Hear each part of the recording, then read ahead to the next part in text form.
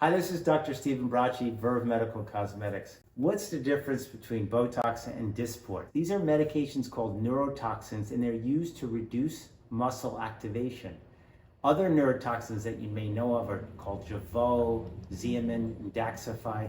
Basically, they work to reduce muscle activity and wrinkling. The target areas that we typically treat, the most popular areas are the glabellar area, the area between the eyes, the forehead region, and the corners of the eyes are among the most popular areas. And they reduce muscle tension, so basically reduce the visible lines and the wrinkles. So they're very popular aesthetically. The effects of these medications typically surface in roughly a week or so, and they can persist for months. I've seen patients typically 2, 3, even 4 months or longer. So they last a long time depending on how you respond and of course the dosage of the medication and how they're placed. So they function as neuromodulators. Basically what they're doing is they're modulating that signal between your nerves and your muscles.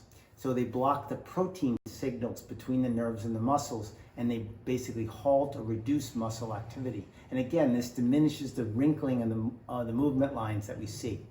Botox, of course, is the most recognized brand, and it was the first to be approved in the US. Other brands, the Dysport, the Jeveau, the XEOMIN, they also effectively get the same basic results. So there really isn't a huge clinical difference between these different types of medications. What are the micro differences between Botox and Dysport? A vial of Dysport typically contains about 300 units, where a vial of Botox is about 100 units. So there's roughly a 3-to-1 ratio. In my clinical setting, I see about roughly 3 units of Dysport is equal to about 1 unit of Botox in rough terms. Secondly, there's a little slight difference in the protein composition. A Dysport has different proteins around the outside, and for some patients who develop a resistance to Botox, this may be helpful because Dysport has a little bit different protein and may trigger an immune response a little less and a little bit differently. But this is all under study, and I'm not sure that this is set in stone, but this is what I see personally. Onset.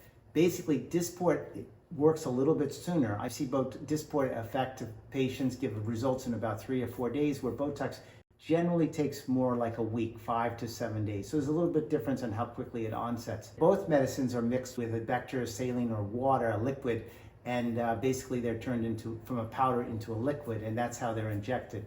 The price of, however, of Dysport and many of the other brands may be slightly less expensive than Botox because Botox was the first one to be approved in this country.